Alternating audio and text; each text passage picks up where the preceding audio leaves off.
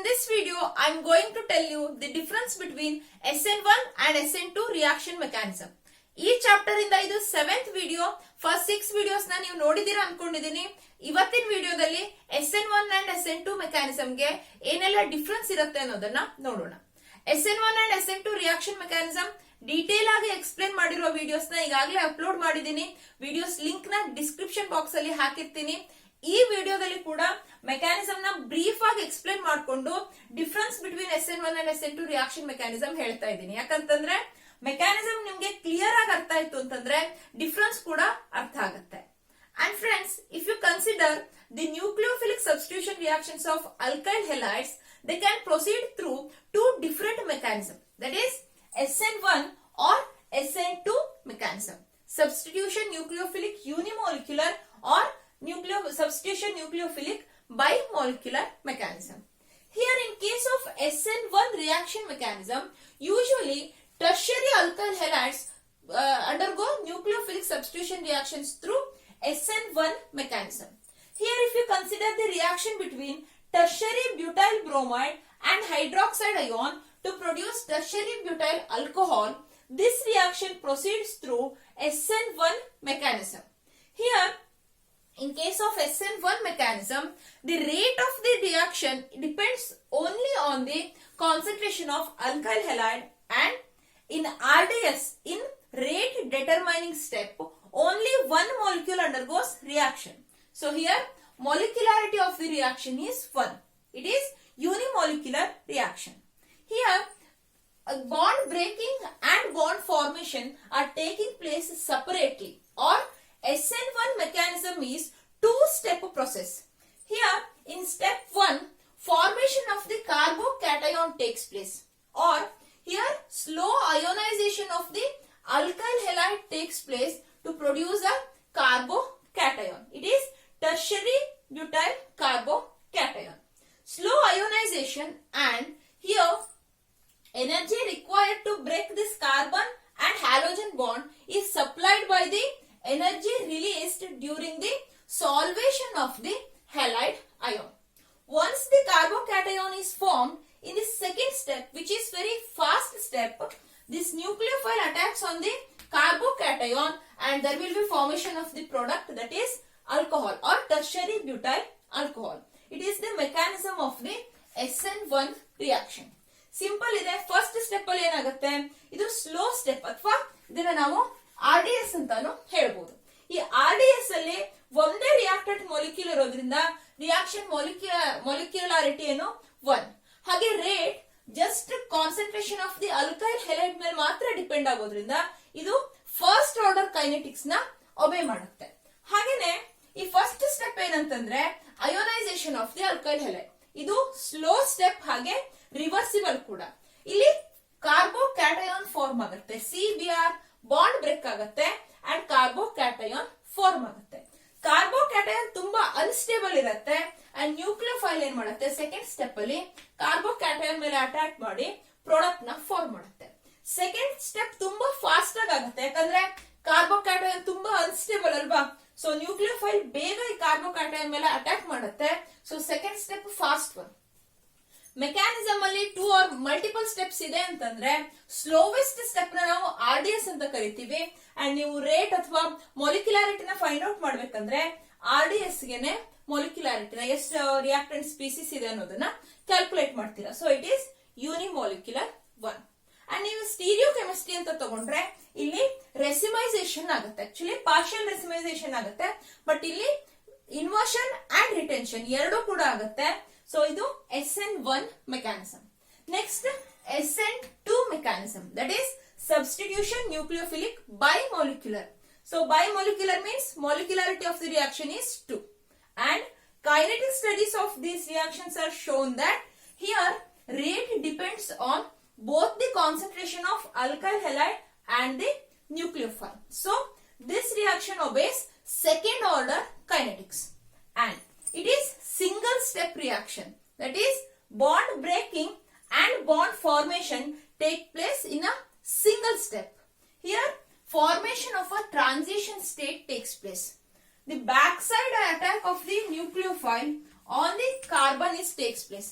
backside attack of the nucleophile with respect to this leaving group. Here this halide or halogen atom is leaving group. So here inversion of the configuration takes place. At the transition state, both bond breaking and bond formation are taking place. That is, CBr is breaking bond and CO is forming new bond forming. And here energy required to break the bond is supplied by the energy released during the formation of the new bond. This transition state is very unstable and it cannot be separated. So from this transition state, product is formed. And if you consider the configuration of these two compounds, reactant and product, inversion of the configuration takes place.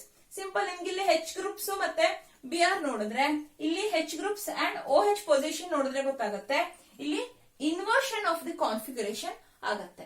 SN2 reaction mechanism ಅಲ್ಲಿ ಏನಂತಂದ್ರೆ ಮೊಲಿಕ್ಯುಲಾರಿಟಿ 2 ಇರುತ್ತೆ, rate concentration of the alkyl halide and concentration of the nucleophile ಇವೆರಡರ ಮೇಲೂ depend ಆಗುತ್ತೆ. And ಇದು second order kinetics ನ follow ಮಾಡುತ್ತೆ. Then mechanism ಅಂತ ನೋಡಿದ್ರೆ ಏನಾಗುತ್ತೆ, ಈ ನ್ಯೂಕ್ಲಿಯೋಫೈಲ್ಸ್ ಬ್ಯಾಕ್ ಸೈಡ್ ಅಟ್ಯಾಕ್ ಆಗುತ್ತೆ, ಬ್ಯಾಕ್ ಸೈಡ್ ಅಟ್ಯಾಕ್ ಆಗುತ್ತೆ ಅಂಡ್ ಸಿಂಗಲ್ ಸ್ಟೆಪ್ ಮೆಕ್ಯಾನಿಸಮ್. ಇಲ್ಲಿ ಈ CBr ಬಾಂಡ್ ನ ಬ್ರೇಕ್ ಮಾಡೋದಕ್ಕೆ ಏನ್ ಎನರ್ಜಿ ಬೇಕೋ ಆ ಎನರ್ಜಿ ಇಲ್ಲೊಂದು ನ್ಯೂ ಬಾಂಡ್ ಫಾರ್ಮ್ ಆಗತ್ತಲ್ವಾ, ಆ ಬಾಂಡ್ ಫಾರ್ಮೇಶನ್ ಆಗುವಾಗ ಏನ್ ಎನರ್ಜಿ ರಿಲೀಸ್ ಆಗುತ್ತೋ ಆ ಎನರ್ಜಿಯಿಂದ ಈ ಬಾಂಡ್ ಬ್ರೇಕ್ ಆಗುತ್ತೆ. ಟ್ರಾನ್ಸಿಷನ್ ಸ್ಟೇಟ್ ಅಲ್ಲಿ ಬಾಂಡ್ ಬ್ರೇಕ್ ಆಗ್ತಾ ಇದೆ, ಬಾಂಡ್ ಫಾರ್ಮೇಶನ್ ಕೂಡ ಆಗ್ತಾ ಇದೆ. ಈ ಟ್ರಾನ್ಸಿಷನ್ ಸ್ಟೇಟ್ ಇಂದ ನಮಗೆ ಬೇಕಾಗಿರುವಂತಹ ಪ್ರಾಡಕ್ಟ್ ಫಾರ್ಮ್ ಆಗುತ್ತೆ. ಇದು SN2 ಮೆಕ್ಯಾನಿಸಮ್. ಸಿಂಪಲ್, ನಿಮ್ಗೆ ಮೆಕ್ಯಾನಿಸಮ್ ನೋಡಿದ್ರೆ ಗೊತ್ತಾಗುತ್ತೆ. SN1 ಏನು 2 step mechanism, SN2 single step ಅಲ್ಲೇ ಆಗ್ತಾ ಇದೆ. ದೆನ್ ಕೈನೆಟಿಕ್ಸ್ ಅಂತ ತಗೊಂಡ್ರೆ ಇದು ಯೂನಿಮಾಲಿಕ್ಯುಲರ್. ಇಲ್ಲಿ RDS ಅಲ್ಲಿ ಒಂದೇ ಮಾಲಿಕ್ಯೂಲ್ ಏನಾಗಿದೆ ಅಥವಾ ಒಂದೇ ರಿಯಾಕ್ಟೆಂಟ್ ಇದೆ, ಬಟ್ ಇಲ್ಲಾದ್ರೆ ಇವೆರಡು ರಿಯಾಕ್ಟೆಂಟ್ ಕೊಲೈಡ್ ಆಗ್ತಾ ಇದೆ ಅಲ್ವಾ. ಸೊ ಮಾಲಿಕ್ಯುಲಾರಿಟಿ ಇಲ್ಲಿ 2, ಇಲ್ಲಿ 1.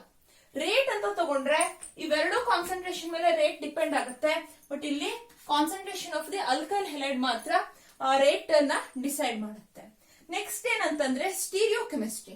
ಸ್ಟೀರಿಯೋ ಕೆಮಿಸ್ಟ್ರಿ ಏನು, ಇಲ್ಲಿ ಈ ಕಾರ್ಬೋಕ್ಯಾಟಯನ್ ಮೇಲೆ ಈ ನ್ಯೂಕ್ಲಿಯೋಫೈಲ್ ಏನಂತಂದ್ರೆ ಬ್ಯಾಕ್ ಸೈಡ್ ಕೂಡ ಅಟ್ಯಾಕ್ ಕೂಡ ಮಾಡಬಹುದು, ಫ್ರಂಟ್ ಸೈಡ್ ಅಟ್ಯಾಕ್ ಕೂಡ ಮಾಡಬಹುದು. ಸೊ ಇಲ್ಲಿ ರಿಟೆನ್ಷನ್ ಆಗುತ್ತೆ ಕಾನ್ಫಿಗರೇಷನ್, ಇನ್ವರ್ಷನ್ ಕೂಡ ಆಗುತ್ತೆ. ಬಟ್ SN2 ದಲ್ಲಿ ಏನಂತಂದ್ರೆ ಓನ್ಲಿ ವಾರ್ಡನ್ ಇನ್ವರ್ಷನ್, ಇಲ್ಲಿ ಇನ್ವರ್ಷನ್ ಮಾತ್ರ ಆಗ್ತಾ ಇದೆ. ಬಾಂಡ್ ಇಲ್ಲಿ ಬ್ರೇಕ್ ಆಗುತ್ತೆ, ಇಲ್ಲಿ ಬಾಂಡ್ ಫಾರ್ಮ್ ಆಗ್ತಾ ಇದೆ ಹೊಸ ಬಾಂಡ್. ಬಟ್ ಇಲ್ಲಿ ನೋಡಿದ್ರೆ ಬಾಂಡ್ ಬ್ರೇಕ್ ಮತ್ತೆ ಬ್ರೇಕಿಂಗು ಮತ್ತೆ ಬಾಂಡ್ ಫಾರ್ಮೇಶನ್ ಒಂದೇ ಸ್ಟೆಪ್ ಅಲ್ಲೇ ಆಗ್ತಾ ಇದೆ. ನೆಕ್ಸ್ಟ್ ಇನ್ನೊಂದು ಏನಂತಂದ್ರೆ ರಿಯಾಕ್ಟಿವಿಟಿ. ರಿಯಾಕ್ಟಿವಿಟಿ ಯಾವ್ದ್ರ ಮೇಲೆ ಡಿಪೆಂಡ್ ಆಗತ್ತೆ ಅಂದ್ರೆ ಇಲ್ಲಿ ನೀವು SN1 ಅಂತ ತಗೊಂಡ್ರೆ ಈ ಕಾರ್ಬೋಕ್ಯಾಟಯನ್ ನ ಸ್ಟೆಬಿಲಿಟಿ ಮೇಲೆ ರಿಯಾಕ್ಟಿವಿಟಿ ಅಥವಾ ಯಾವ ರೀತಿಯ ಯಾವ ರೀತಿಯ ಅಲ್ಕೈಲ್ ಹೆಲೈಡ್ಸ್ ಫಾಸ್ಟ್ ಆಗಿ SN1 ರಿಯಾಕ್ಷನ್ ಆಗುತ್ತೆ ಅನ್ನೋದು ಸ್ಟೆಬಿಲಿಟಿ ಆಫ್ ದಿ ಕಾರ್ಬೋಕ್ಯಾಟಯನ್ ಮೇಲೆ ಡಿಪೆಂಡ್ ಆಗುತ್ತೆ. ಬಟ್ ಇಲ್ಲಿ SN2 ಮೆಕ್ಯಾನಿಸಮ್ ಅಲ್ಲಾದ್ರೆ ನ್ಯೂಕ್ಲಿಯೋಫೈಲು ಎಷ್ಟು ಈಸಿಯಾಗಿ ಈ ಕಾರ್ಬನ್ ಮೇಲೆ ಅಟ್ಯಾಕ್ ಮಾಡಬಹುದು, ಎಷ್ಟು ಬೇಗ ಅಪ್ರೋಚ್ ಆಗತ್ತೆ ಅನ್ನೋದ್ರ ಮೇಲೆ ಡಿಪೆಂಡ್ ಆಗುತ್ತೆ. ಸೊ ಇಲ್ಲಿ ಸ್ಟೆಬಿಲಿಟಿ ಆಫ್ ದಿ ಕಾರ್ಬೋಕ್ಯಾಟಯನ್ ಅಂತ ತಗೊಂಡ್ರೆ ಟರ್ಷರಿ ಕಾರ್ಬೋಕ್ಯಾಟಯಾನ್ಸ್ ಸ್ಟೇಬಲ್ ಇರುತ್ತೆ. ಇಲ್ಲಾದ್ರೆ ಇಲ್ಲೆಲ್ಲ ಬಲ್ಕಿಯರ್ ಗ್ರೂಪ್ಸ್ ಇದ್ಬಿಟ್ರೆ OH- ಅಥವಾ ಯಾವುದೇ ನ್ಯೂಕ್ಲಿಯೋಫೈಲ್ ಇಲ್ಲಿ ಅಟ್ಯಾಕ್ ಮಾಡೋದು ಕಷ್ಟ ಆಗತ್ತಲ್ವಾ. ಸೊ ಇಲ್ಲಿ ಗ್ರೂಪ್ಸ್ ಬಲ್ಕಿಯರ್ ಇದೆ ಅಂತಂದ್ರೆ ಈ OH- ಗೆ ಅವ್ರ ನ್ಯೂಕ್ಲಿಯೋಫೈಲ್ ಗೆ ಅಟ್ಯಾಕ್ ಮಾಡೋದು ಕಷ್ಟ ಆಗತ್ತೆ. ಸೊ ಸಿಂಪ್ಲೆಸ್ಟ್ ಇರುವಂತಹ ಈ CH3X ಇವೆಲ್ಲ ಈ ರೀತಿಯಾದಂತಹ ಕಂಪೌಂಡ್ಸ್ ಏನಂದ್ರೆ SN2 ರಿಯಾಕ್ಷನ್ ಮೆಕ್ಯಾನಿಸಮ್ ಫಾಸ್ಟ್ ಆಗಿ ಆಗತ್ತೆ. ಸೊ ಇಲ್ಲೇನಂತಂದ್ರೆ CH3X ಗೆ ಅವ್ರ ಪ್ರೈಮರಿ ಅಲ್ಕೈಲ್ ಹೆಲೈಡ್ಸ್ ಅಲ್ಲ SN2 reaction mechanism through nucleophilic nucleophilic substitution reactions ಆಗತ್ತೆ. ಇಲ್ಲಿ ಟರ್ಷರಿಗೆ ನೀವು CH3X ಅಂತ ತಗೊಂಡ್ರೆ ಅವ್ರ ಪ್ರೈಮರಿ ಅಲ್ಕೈಲ್ ಹೆಲೈಡ್ಸ್ ತಗೊಂಡ್ರೆ ಅವ್ರ ಪ್ರೈಮರಿ ಕಾರ್ಬೋಕ್ಯಾಟಯನ್ ತಗೊಂಡ್ರೆ ಸ್ಟೆಬಿಲಿಟಿ ಕಡಿಮೆ ಇರೋದ್ರಿಂದ SN1 ರಿಯಾಕ್ಷನ್ ಆಗೋದಿಲ್ಲ. ಸೊ ಇವಿಷ್ಟು ಮೆಕ್ಯಾನಿಸಮ್. ಆಕ್ಚುಯಲ್ ಡಿಫರೆನ್ಸ್ ಏನು ಅಥವಾ ನಿಮ್ಗೆ ಎಕ್ಸಾಮ್ ಅಲ್ಲಿ ಡೈರೆಕ್ಟ್ ಆಗಿ ಡಿಫರೆನ್ಸ್ ಬರೀರಿ ಅಂತ ಕೇಳಿದ್ರೆ ಏನ್ ಬರೀಬೇಕು ಅನ್ನೋದನ್ನ ಈಗ ನೋಡೋಣ. ಓಕೆ ಫ್ರೆಂಡ್ಸ್, ನಾವೀಗ SN1 ಅಂಡ್ SN2 ರಿಯಾಕ್ಷನ್ಸ್ ಗೆ ಏನ್ ಡಿಫರೆನ್ಸ್ ಇರುತ್ತೆ ಅನ್ನೋದನ್ನ ನೋಡೋಣ. Here in case of SN1 reaction it is first order unimolecular reaction but SN2 is second order bimolecular reaction. Here rate depends only on the concentration of the alkyl halides, but in case of SN2 reactions, rate depends on the both the concentrations of alkyl halides as well as the concentration of nucleophile. So it is second order reaction by second order bimolecular reaction. It is first order unimolecular.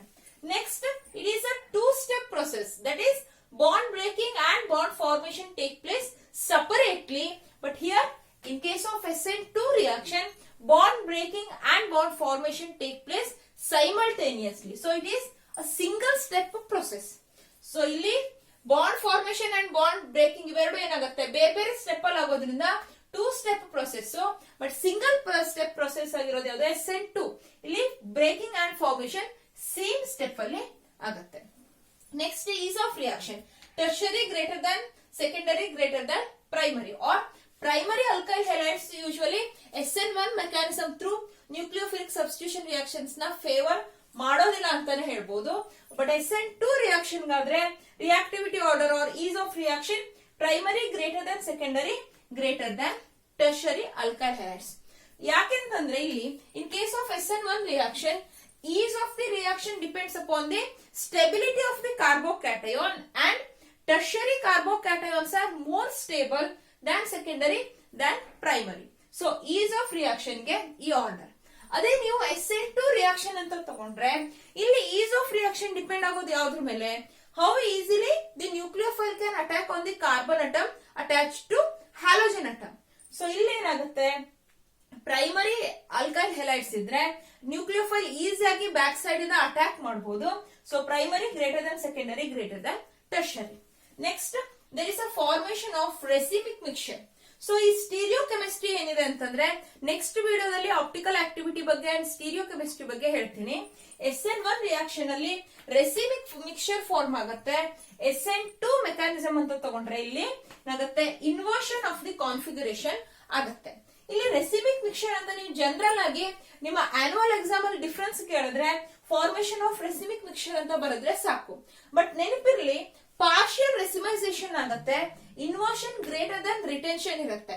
ಇಲ್ಲಿ ನಿಮ್ಗೆ annual exam ಅಲ್ಲಿ ಕೇಳಿದ್ರೆ ಇದನ್ನ ಬರೀಲೇಬೇಕಂತಿಲ್ಲ, but ನಿಮ್ಗೆ ಗೊತ್ತಿರ್ಬೇಕು inversion ನ amount ಹೆಚ್ಚಿಗೆ ಇರುತ್ತೆ. ನಿಮ್ಗೆ ಸಪೋಸ್ ಈಗ ಎಂಟ್ರೆನ್ಸ್ ಟೆಸ್ಟ್ ಅಲ್ಲೆಲ್ಲ CET ಆರ್ ನೀಟ್ ಅಲ್ಲೆಲ್ಲ ಕೇಳಿದ್ರೆ ಆಪ್ಷನ್ ಅಲ್ಲಿ inversion greater than retention or racemisation ಅಂದ್ರೆ 50-50% ಬಂದಿರುತ್ತೆ. ಆ ರೀತಿ ಆಪ್ಷನ್ ಇದ್ರೆ inversion greater than retention or it is partial racemisation ಆಗುತ್ತೆ. ಅದೇ SN2 ದಲ್ಲಾದ್ರೆ ಇನ್ವರ್ಷನ್ ಆಫ್ ದಿ ಕಾನ್ಫಿಗರೇಷನ್ ಆಗುತ್ತೆ. ಯಾಕಂತಂದ್ರೆ back side of the leaving group ಇಂದ ಏನಂತಂದ್ರೆ ನ್ಯೂಕ್ಲಿಯೋಫೈಲ್ ಅಟ್ಯಾಕ್ ಮಾಡಿರುತ್ತೆ. ಸೊ ನೆಕ್ಸ್ಟ್ ಏನಂತಂದ್ರೆ ಇವ್ 4 ನಿಮ್ಗೆ 2 ಮಾರ್ಕ್ ಕ್ವಶನ್ ಕೇಳಿದ್ರೆ 4 ಡಿಫರೆನ್ಸ್ ಬರೆದ್ರೆ ಸಾಕು. ಇನ್ನು ಎಕ್ಸ್ಟ್ರಾ ನಿಮ್ಗೆ ಡಿಫರೆನ್ಸ್ ಬೇಕು ಅಂತಂದ್ರೆ SN1 reaction polar protic solvents like water or acetic acids, ಆ ರೀತಿಯ solvents polar protic solvents SN1 reaction ನ ಫೇವರ್ ಮಾಡುತ್ತೆ. SN2 reactions usually polar aprotic solvents acetone or acetonitrile ಅಂತ polar aprotic solvents SN2 mechanism or SN2 reactions ನ favour ಮಾಡುತ್ತೆ. And nucleophile SN1 ನಲ್ಲಿ weak nucleophile ಇದ್ರೆ sometimes neutral ಇದ್ರೂ ಕೂಡ SN1 reaction favour ಆಗುತ್ತೆ. ಬಟ್ SN2 ರಿಯಾಕ್ಷನ್ ಆಗ್ಬೇಕಂತಂದ್ರೆ nucleophile strong ಇರಬೇಕು. ಯಾಕೆ ಈ ರೀತಿ ಆಗುತ್ತೆ, ನೀವು ಸಿಂಪಲ್ ಲಾಜಿಕ್ ಯೂಸ್ ಮಾಡಬಹುದು. SN1 ಅಲ್ಲಾದ್ರೆ ಕಾರ್ಬೋಕ್ಯಾಟಯನ್ ಫಾರ್ಮೇಶನ್ ಆದ್ಮೇಲೆ ನ್ಯೂಕ್ಲಿಯೋಫೈಲ್ ಅಟ್ಯಾಕ್ ಮಾಡುತ್ತೆ. ಸೊ ಕಾರ್ಬೋಕ್ಯಾಟಯನ್ ಫಾರ್ಮ್ ಆಗ್ಬೇಕಂತಂದ್ರೆ ಪೋಲಾರ್ ಸಾಲ್ವೆಂಟ್ ಬೇಕಾಯ್ತು, ಸಾಲ್ವೇಷನ್ ಆಗ್ಬೇಕಲ್ವಾ. ಅದೇ ವೀಕ್ ನ್ಯೂಕ್ಲಿಯೋಫೈಲ್ ಆದ್ರೂ ನಡೆಯುತ್ತೆ, ಯಾಕಂದ್ರೆ ಕಾರ್ಬೋಕ್ಯಾಟಯನ್ ಫಾರ್ಮ್ ಆದ್ಮೇಲೆ ನ್ಯೂಕ್ಲಿಯೋಫೈಲ್ ಅಟ್ಯಾಕ್ ಮಾಡುತ್ತೆ. ಬಟ್ ಇಲ್ಲಿ SN2 ಮೆಕ್ಯಾನಿಸಮ್ ಅಂತಂದ್ರೆ ನ್ಯೂಕ್ಲಿಯೋಫೈಲ್ ಅಟ್ಯಾಕ್ ಮಾಡಿ ಲಿವಿಂಗ್ ಗ್ರೂಪ್ ನ ಕಳಿಸುತ್ತಲ್ವ ನೀವು ಹೋಗಂತ. ಅಂದ್ರೆ ಏನು, ನ್ಯೂಕ್ಲಿಯೋಫೈಲ್ ಸ್ಟ್ರಾಂಗ್ ಇದ್ರೆ ಮಾತ್ರ ಲಿವಿಂಗ್ ಗ್ರೂಪ್ ಲೆಫ್ಟ್ ಆಗತ್ತೆ. ಇಲ್ಲ ಅಂತಂದ್ರೆ ಅಗೇನ್ ನ್ಯೂಕ್ಲಿಯೋಫೈಲ್ ಅಟ್ಯಾಕ್ ಮಾಡಿದ್ರು ಕೂಡ ಈ ಲಿವಿಂಗ್ ಗ್ರೂಪ್ ಆಗಿರುವಂತಹ ಹ್ಯಾಲೈಡ್ ಅಯಾನ್ ಮತ್ತೆ ರಿಯಾಕ್ಷನ್ ಆಗ್ಬಿಡುತ್ತಲ್ವಾ. ಸೊ SN1 ಗೆ ವೀಕ್ ನ್ಯೂಕ್ಲಿಯೋಫೈಲ್, SN2 ಗೆ strong nucleophile. Polar protic, polar aprotic, ಇವೆರಡು ಡಿಫರೆನ್ಸ್ ನ ಕೂಡ ನೀವು ಆಡ್ ಮಾಡ್ಕೋಬಹುದು.